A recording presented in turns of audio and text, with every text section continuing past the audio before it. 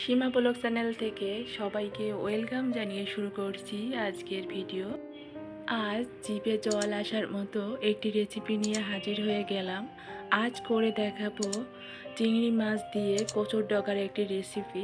এই রেসিপিটি যেমন মজা খেতে, তেমনি কিন্তু পুষ্টিগুণে ভরপুর। অনেকে মনে করে কচু শাক, কচুর ডগা, কচু খেলে গলা চুলকায়, তো তারা এইভাবে করলেও কিন্তু তারাও খেতে পারবে। যারা কচু শাক বা কচুর ডগা বলেন তৈরি করেছেন বা নতুন কি সেটা খুঁজছেন, তারা রেসিপিটি কিন্তু ফলো করতে পারেন। আর আশা করি এই রেসিপিটি সবার কাছে খুব বেশি পছন্দ হবে। তো দেখতে থাকুন বন্ধুরা। দেখুন, প্রথমে আমি এখানে কচুর ডগা নিয়েছি। কচুর কিন্তু অনেক প্রকার হয়ে থাকে, তো আমি এখানে পানুই কচুর ডগা নিয়েছি। এখানে আঁশগুলো আমি ছাড়িয়ে নিয়ে ছোট ছোট করে পিস করে নিয়েছি। আর এবার আমি এগুলো ধুয়ে নেব। তবে হ্যাঁ বন্ধুরা, অবশ্যই এখানে হাতে সরিষার তেল নিয়ে তারপরে কিন্তু ধোয়ার চেষ্টা করবেন, তা না হলে কিন্তু হাত চুলকাবে। তো আমি ধুয়ে নিয়ে এবার আমি এখানে একটু লবণ দিয়ে আমি কিন্তু কচুর ডগাগুলো হালকা আমি সিদ্ধ করে নেব। তো বেশি সিদ্ধ করা লাগবে না, অল্প করে আমি সিদ্ধ করে নিয়েছি। দেখুন, এবার আমি এগুলো তুলে নিয়েছি। আর প্রথমে আমি এখানে চিংড়ি মাছগুলো ভেজে নেব, যেহেতু চিংড়ি মাছ দিয়ে করব। তো চিংড়ি মাছটা আমি লবণ হলুদ দিয়ে এরকম করে ভেজে তুলে নিয়েছি। আর হ্যাঁ বন্ধুরা, এখানে আমি একটা মশলা অ্যাড করব। দেখুন, এখানে ধনে, জিরা, গরম মশলা এগুলো ভেজে গুঁড়া করে নিয়েছি। আর ওই তেলে আমি এখানে গোটা জিরা, তেজপাতা, শুকনো মরিচ দিয়ে একটু ভেজে নেব। আমি শুকনো মরিচ এখানে খণ্ড খণ্ড করে দিয়েছি। আর এখানে পেঁয়াজ কুচি দিয়ে দেব এবার আমি, রসুন। তবে হ্যাঁ বন্ধুরা, কচুর ডগা করতে হলে অবশ্যই রসুনটা একটু বাড়িয়ে দেওয়ার চেষ্টা করবেন, তাহলে ভালো হবে। এবার আমি শুকনো মরিচের গুঁড়া দিব। আর হ্যাঁ বন্ধুরা, আপনার কচু শাক বলেন, কচুর লতি বলেন বা কচুর ডগা বলেন, এগুলো রান্না করতে হলে দেখা যায় ঝালটা একটু বেশি বেশি করে দেবেন, তাহলে কিন্তু গলা চুলকাবে না বা ভালো হবে, টেস্টি হবে। একটু ঝাল ঝাল করে করার চেষ্টা করবেন। এবার আমি কচুর ডগাগুলো দিয়ে দেব, লবণ হলুদ। যেহেতু আমি এটা সেদ্ধ করার সময় কিন্তু অলরেডি কিন্তু লবণ আমি দিয়েছি, তো খুব হিসাব করে দিতে হবে। ওটা আমি একটু ভেজে নিয়ে এবার আমি চিংড়ি মাছগুলো দিয়ে দেব। চিংড়ি মাছ দিয়ে আমি কিন্তু এখানে ভেজে নিয়েছি অনেক সময় নিয়ে। তো দেখা যায় এবার আমি 4টার মতো কাঁচামরিচ দিয়ে দেব। অবশ্যই কিন্তু ঝালের পরিমাণটা বাড়িয়ে দিতে হবে। আর এখানে কিন্তু অনেকটা জল বেরিয়েছে, তো জলটা কিন্তু শুকিয়ে নিতে হবে। অবশ্যই কিন্তু জলটা শুকিয়ে নেওয়ার চেষ্টা করবেন, তাহলে খেতেও মজা হবে, টেস্টি হবে।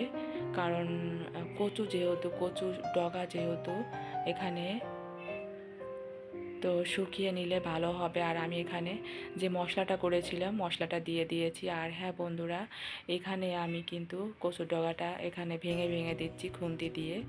দেখা যায় এটাও করার চেষ্টা করবেন, যেহেতু সিদ্ধ হয়ে গিয়েছে তাহলে ভালো হবে।